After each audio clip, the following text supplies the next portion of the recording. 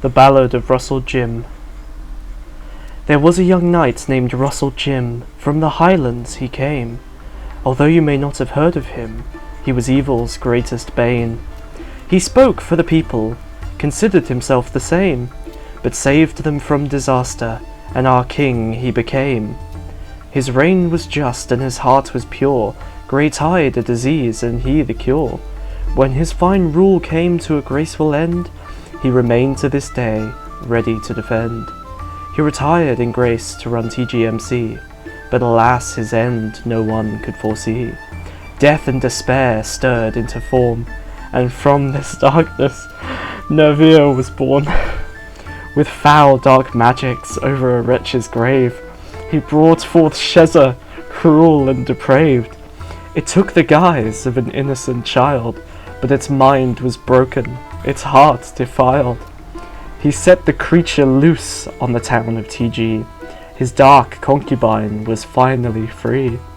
It set upon the village smith, down on hard times, whispered dark thoughts into his wavering mind.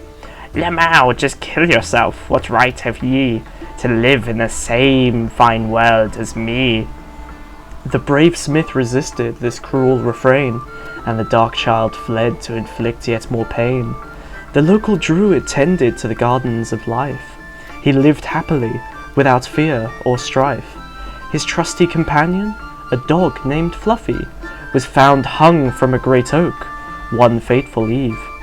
He cried out in horror at his friend now flayed. What monster could ever be so depraved? He shed a tear for its mangled form, and fled to the castle. They must be warned. In the meantime, a new king had been crowned, a proud knight named Nervir, strong and renowned. The people spoke highly of their new ruler, but the druid saw in his eyes something far crueler. By coincidence or foul play, Russell fell ill, and Nervir seized TGMC against their will. They hollered and cried at the death of their fun. The mad king ignored all, and all came undone. The town resigned themselves to their fates. I suppose most else is fine, let us not be ingrates. But the druid knew better, and raised a cry. King Nervir is no knight, this is all a lie! The riots were quelled at Nervir's dark hand, and the rebels fell silent across the land. The next election came, and Nervir remained, installing sycophants little more than his slaves.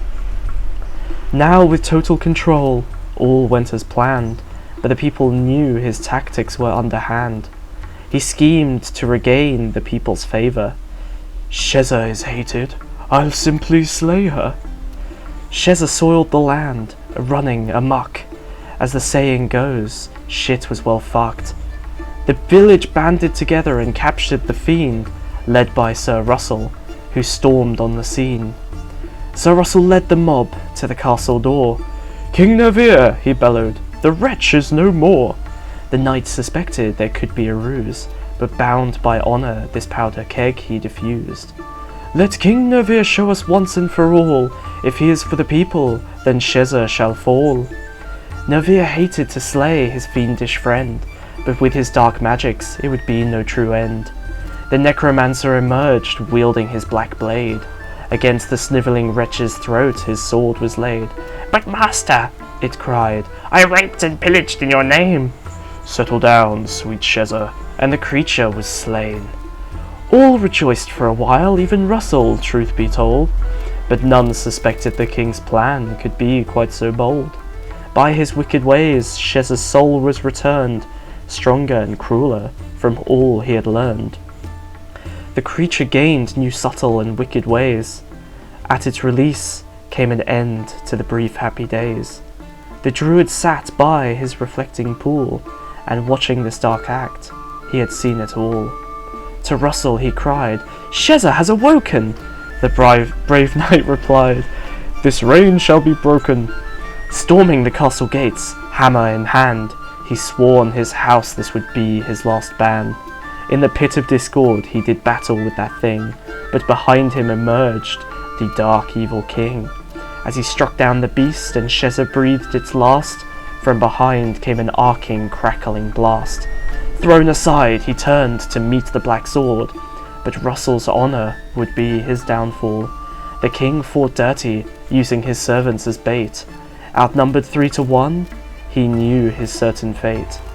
He bested Wobbly, the token headman, with his mighty banhammer he beat her head in. Rushed from behind, he turned to face the Hulk, and with a mighty swing, he bested its bulk. Nervia would have wept for his slaughtered bride, but from just a heart she could be revived. Russell saw the king bent over the beast. "Stop now, Nervia, or my rage will be unleashed." Nervia turned with a smile so cruel. "You forget yourself, Russell. You live by my rule." He raised the heart ready to bring Shezza back, and Sir Russell realized it was time to attack. He swung his great hammer in a mighty throw. Guided by fate, it struck its final blow. The heart was hit true and pulverized, and for the last time, Russell saw fear in the king's eyes. "Seize him!" the king sputtered and cried. "Strike him down now! He murdered my bride!" Russell, now disarmed, was pierced by Wobbly's dagger. He stumbled, confused, and began to stagger. "Wobbly!" he coughed. "Do you know what you've done?" Twisting the knife, she grinned. "Dear knight, we've won." She looked to Nervia, hungry for approval. "I've seen to Sir Rustledjimm's removal." From the wound in his side, Russell's life bled. "Forget Shezza," Wob whispered. "It is I you should wed." Nervia contemplated. His grief began to subside. "Very well, Wobbly. You shall be my dark bride." And so ends the tale of our brave warrior. You may be sorry for his fate, but do believe I'm sorrier. Nervia yet rules, and so ends this text. But the question remains, who will be next? Fuck, I need to sneeze.